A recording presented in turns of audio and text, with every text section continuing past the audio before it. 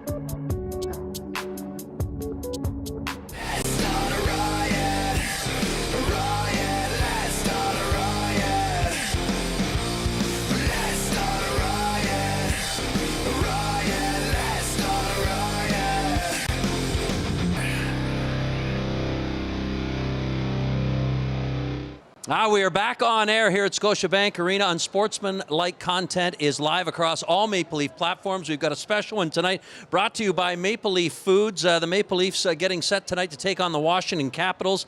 And I'm very pleased tonight to welcome in two very special guests. Danielle Emanuele, in-game host, amongst so many other things. Nice to see you. Look, you got a crowd behind you cheering you on. Wow. And Leaf legend Wendel Clark is in the house. Sir, Great thank you for being here. Guys. We appreciate this. And I got to get this right, because not only are we joined by you two folks, but this is a special one tonight.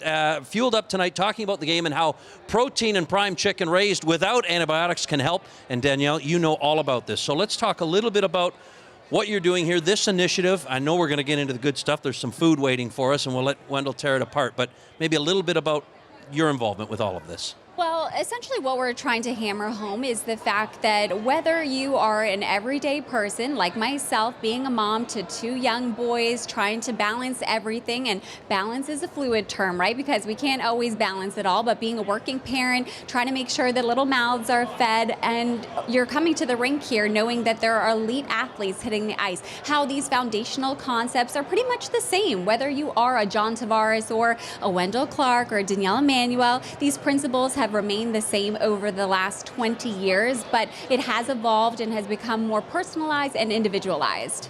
Wendel, does that make sense to you? I imagine well, if you brought a guy on you know that likes food, right? That was the whole idea. We needed somebody to help us with the dish. Extra small sports jacket that I'm wearing. Medium, yeah, I like it. Now, wait a minute. Let's talk a little bit about nutrition. We're going to get into it, how it is for today's athletes. But when you were coming up, how much of a priority was nutrition? How much did you think about it? Was it just cigarettes and beer, or was there some thought going into it? No, the cigarettes wasn't until practice time, not night before game. But no, the whole thing with food, I think it was always a big thing, food, just to get energy. Whether it was always the right food, probably not. But food was always the big thing at noon. Think of it, we used to eat at noon all the time, and we didn't play till 8 o'clock, home games. So your last meal was noon. And then you played 8. We didn't have all this food in the dressing rooms the players have now. That was your last meal. On the road, the odd time we'd have the 4 o'clock before the bus. You get a little extra toast or food or something like that. And so we always overate. And I want to say since junior hockey on, I've been eating pasta and chicken has been the meal of choice. And then I got to travel with the team for the mentors trip.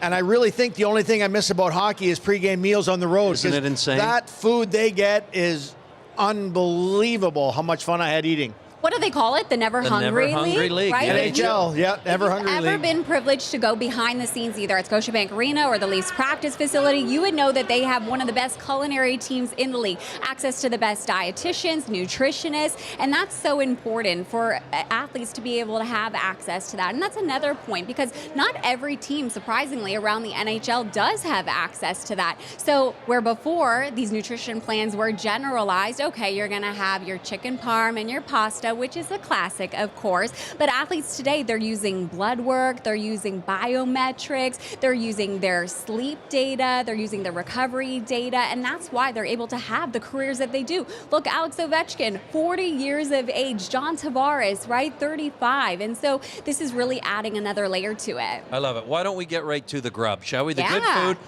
Of course, Maple Leaf Foods bringing this to us tonight. We've got, what have we got here, Danielle? Do you know? This is a stuffed chicken. Yes, so this is a chicken supreme, and as you can see, we're really covering all the bases here. We've got our protein, which this is lean protein, so this is easy to digest, and when you're an athlete, that's important. When you're hitting the ice, you want to make sure that you feel good out there. And same thing with us. When we're eating chicken, we don't want to get that energy crash at 2 p.m. in the afternoon. And then we've got our whole foods here. So we've got our fiber coming from our Brussels sprouts, and then our carb as well, which being potatoes. Does that hit all the marks for you? No, and back in my day, I'd have turned the plate just a little bit like this, and I'd have eaten all the protein that ate my vegetables. It's a bad day to be a chicken right now. That's how I got my vegetables. I ate the cow that ate the grass, and that's how I got my salad. But I was always big on all protein growing up. Growing on a farm community, we had every kind of animal, whether it be chicken or pork or cow or something, was a meat and potato that was our meal. And growing up, my dad being Western Canadian and a farmer, if my mom ever made pasta, my dad would ask if she's got the day off. and it wasn't a good day in the house because you're just boiling water and that's what we're getting for dinner? That's what he thought of pasta, my dad at the time, because meat and potatoes off the farm, and that's what we ate every day. Growing up, I feel bad for my mom now, because growing up on the farm, 3 hot meals a day and then sandwiches at 8 o'clock. So she'd have a hot bacon and eggs breakfast, you'd have chicken for lunch and steak for dinner every day. And then at 8 o'clock, because you're in the field till midnight, at 8 o'clock, she'd bring out sandwiches for everybody on top of it. That was the Never Hungry League. That was it, and that was farming when everything was more labor. Now you'd be 300 pounds if you ate that good. Yeah. But I can just remember all the cooking that she used to do, because it was always 3 hot meals a day, much like the players get today. I love coming to pregame skate in the morning in the Leaf dressing room. I got the oatmeal, ask for the crispy bacon. I get it. It's all done up perfect. Impressive. Why don't we get a little fancy and bring in the second dish here, and then Wendel, we'll just let you eat all of it live on camera in front of us. You want me to do the eating? Yeah, there we go. I mean, that's a chicken parm. That's good. This was your go-to, right? That was it right there with pasta, look? yes. And you were saying Chicago is your favorite city in the National Hockey League to eat in. You don't go very far without having a chicken parm in Chi-Town. No, we were always some of the best food. We called it the Chuck Norris division, had some of the best restaurants, whether it be St. Louis, Chicago, Minnesota was a sleeper where you knew where to go downtown, and we had some great towns, our own division, and people didn't think so. Right. Toronto, people as a road team, people love coming to Toronto, but Chicago was my favorite. Gibson Steakhouse, that was the steak of choice, the old 22-ounce New York strip with an Idaho baked potato. And you wonder why we had a bad first 10 minutes in Chicago Stadium. I was going to ask, nutrition not being what it is today, as I think we've sort of illustrated, but did you ever have a moment where you're like, geez, I really wish I ate better today? I did. No, well, 2 minutes in and I'm feeling it. Whatever I had, we had one game in Detroit. Pat Burns was coaching. And I must have ate something because Spice and me don't get along very well. And so I had to pull on his sports jacket and say, I got to go missing here. I'll be back in about 10 minutes. So I had to go and get out of my equipment, go to the washroom, get redressed, and then come back to the bench again. So what does happen on TV, guys, the players do run into issues when you think, because on TV you think everything's always perfect. Oh, No. It's real world out there. You have real issues. Wendell's percolating. Back in a minute. Hey, can you try this and let us know how good it is? I know you've probably got a big meal ahead of you tonight, but he's just going right this for is the where I go right for the, yeah, what here a we veteran go. move. beat it like it owes him Yeah, money. here we goes. What is it at about chicken for you, Wendell? I think it always goes down the best. Chicken goes down easy, goes down the best. Had it forever. Chicken always, sometimes with sauce, sometimes butter only with Parmesan in our days to change up. Because remember, you're eating 100 pregame meals a year. So you're always changing things up a little bit. That's why the players probably have such a big array of stuff, is because you're eating it 100 times. And now they're eating good stuff all the time. Like we used to really break it up with the chicken wing, not necessarily the good part of the chicken. that was some of our lunchtime. I mean, chicken, it's good for you. But on the road, and when we just went on the mentors trip, I think I asked Willie, I said, okay, Willie, honest question, which pregame meal has the best ice cream? It was always Chicago. We had the best ice cream and strawberry sauce.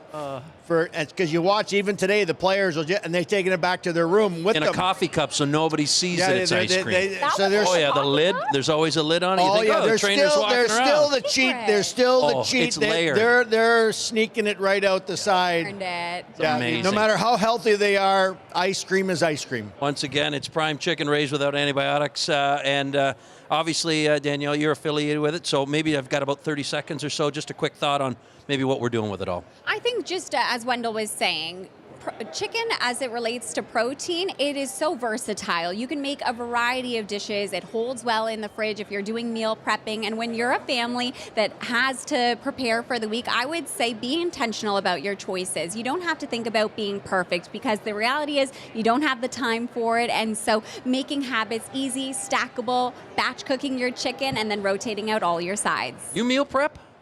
I don't do any meal prep at home. Never. Just eat here. I eat here. My meal prep is I'm going to see Can I get this to go? I'm going to see about 15 boxes tonight on different meal preps to see what they all get on May's game. But I love it. I'm telling you, great chicken done well is always a go-to everywhere. Whether it be at home with the family or out on the road, you can always trust it. It's a main go-to. You nailed it. We'll be stuffing your pockets with this one to go. Okay. I know you got a lot of places to go in the building tonight, and I know you've got to get ready for your work tonight. Good luck tonight, Wendell. Thank Thanks, you. as Very always, good. to Thank both of you. you. We appreciate it, and thanks for sharing the information tonight. All right. We're going to pivot, and earlier today I had a chance to catch up with Bo Groulx to talk about tonight, the matchup against the Capitals, and his little tricks of the trade at the face-off dot.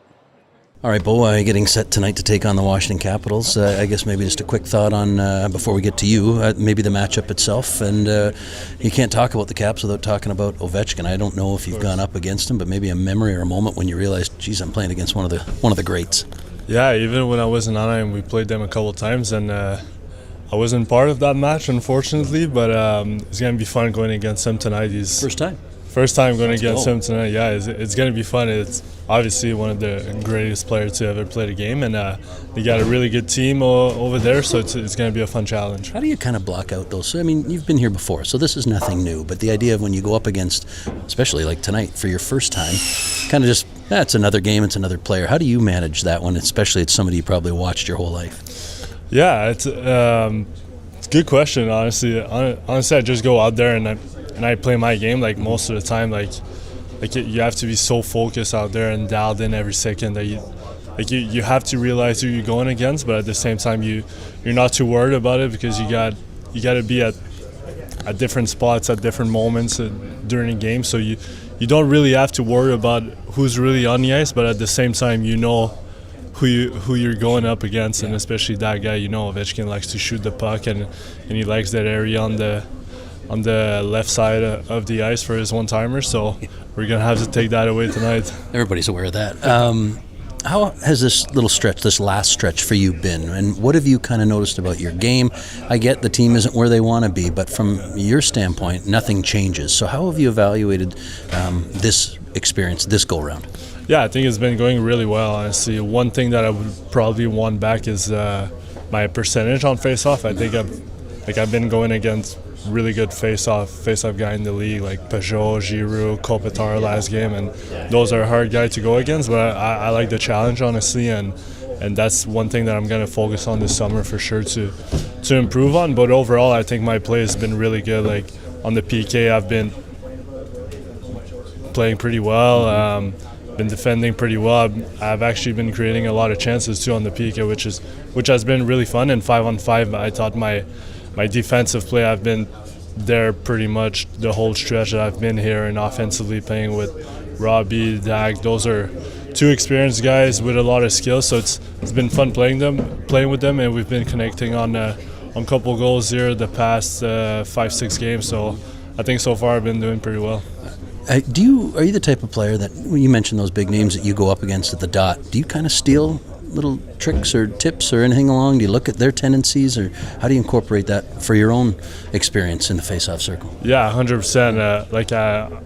I know Giroux from Gatineau. He's from Gatineau, and he played for my dad. Same thing for Claude Giroux, and those guys are two righties, and I'm a lefty, but it's fun going up against them, because just the last time we played the Islanders, I took, I think, 10 face-off against Peugeot, and I actually won that face-off match, which was fun.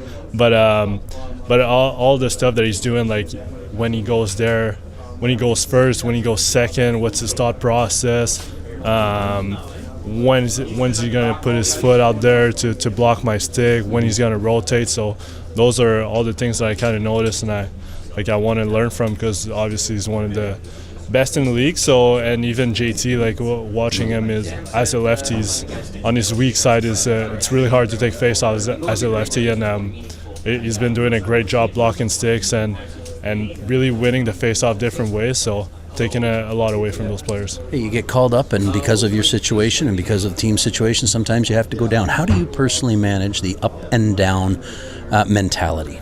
Yeah, I've been there before. It's not my first time going up and down, so I think I'm handling it pretty well. I played the game in Raj, then I came back up, and now I've been here ever since. But if I do go back down, it's going to be the same time. I'm going to approach it the same way. But if we talk about the Marlies a little bit, we have a really good team down there, and I think everybody's really looking forward to the playoff run that we're going to have. We feel like we can do some damage down the road, and I do believe in it too. So it's always fun to go back down and see the guys and see what they're building on for the playoffs. As always, appreciate your time. Good luck tonight and the rest of the way, no matter where it is. Thanks for this. Thank you. Appreciate it. All right, always great to catch up with Bo Groulx, a young player who's kind of been in a couple of different markets, Anaheim, Toronto, American Hockey League, National Hockey League, just a good young player, and you kind of really always root for those players to make the lineup and stick. We'll see him, no doubt, certainly next season and beyond. Okay, the Toronto Maple Leafs back at home tonight after a 10-day road trip that took them from St. Louis and into California. Lots of lessons to be learned there for sure as they continue to play out the string here. We know it's been a season that has had all kinds of challenges, but certainly lots of positives. Tonight, the goaltending matchup looks like it's going to be Anthony Stolarz against Calgary-born Logan Thompson. Those two guys are going to go head-to-head between the pipes for the two teams tonight. And keep an eye on the lineup tonight for the Washington Capitals. You're going to see a line for Washington that has the two Protas brothers and Tom Wilson. Hard to believe, but Tom Wilson is going to be the smallest player on that line. A combined weight of over 700 pounds between those three players. It is a lot of beef and maybe even a lot of chicken as well, as we're talking about that here tonight. We'll see how that all shakes down. But we also know just how proud the Leafs are of a production that they do in the Blueprint. And you've heard and watched Blueprint over the last couple of years. Fantastic production by Alex Kim and his crew. And tonight we're going to take a look at the art of the goaltending. We mentioned the goalies tonight. Well, let's take a look at the goalie masks. Have a listen. Welcome. Come on in, guys. So this is the best kept secret in hockey. The museum downtown's got about 10% of all the artifacts, and the other 90% you'll see up here. Oh, really? Anything at all to do with hockey is preserved. Is in here? Yeah. Oh, wow. Yeah. Pretty wild. There's a lot of old twigs in here. 4,000 milestone and championship hockey sticks. I didn't realize that we were in the same building. And all this stuff. Yeah. Just a cross section of masks that we have here on site. We have at least 104 in our mask exhibit at the museum. It's crazy to think about in such a short period of time how the mask has evolved and the protection and whatnot. So, Yeah. and luckily so, because I mean, the guys they shoot pretty hard now. So, Sure they do.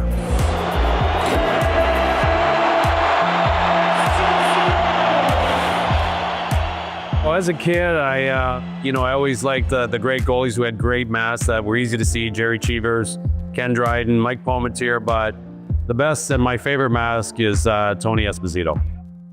Having a great mask turns into your personality. So my nickname was Cujo, and my mask personified kind of who I was on the ice. Off the ice, I was a pretty calm guy, but on the ice, I was very competitive and kind of like a mad dog. So my mask was very fitting for my on-ice personality. When you have a great piece of art like that on your face and your teammates love it, it's hard not to play good. What's that helmet for? It's my backup. I just felt like using it because I was taking a beating. Is it for like a special game or something? No, it's just I like the blue one. I like the blue one too. you see it every day, you wear it every day. It's your armor, it protects you and your brain. So to be able to customize it and make it as personable as possible and have that connection with it is special for sure. And talked to my artist, Dave Art, and we kind of just went back and forth. And, you know, you kind of want to get something a little different, especially, like you said, I have the chrome. So, you know, I just kind of something that would stand out. And obviously having the blue, white, and silver touches into it kind of helps make it pop. But just trying to get something that kind of embodies the history of the Leafs. And for me personally, too, just to be able to look pretty cool. I think, you know, it was a sleek looking mask, and I was extremely happy with it. It's Wedding Crashers. It's one of my favorite movies, so I thought it would just be something pretty cool to throw in there. A little motto that I like to follow. You always want to go out there and you want to try your hardest, so it's something that, you know, every time I touch the ice, it reminds me of that.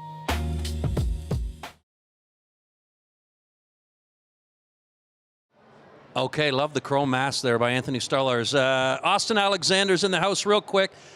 Cub reporter, wannabe. Look, he dressed up for the big occasion. Come on in. Is that your best white T-shirt? Oh, yeah. Who cares? All right, thanks for having us. We're going to get off the air, but we want to leave you with just 5 games remaining. Of course, we've got tonight. Right back, the Islanders are here. They're on Long Island tomorrow. Then it's the Florida Panthers in town on Saturday. And then Dallas here on Monday. And then the final game of the season on the road against Ottawa, that being on Wednesday. So lots going on. Our thanks to Maple Leaf Foods, who brought you this program tonight. Wendel Clark and Danielle Emanuele, who's getting ready for her show. Thanks for watching, everybody.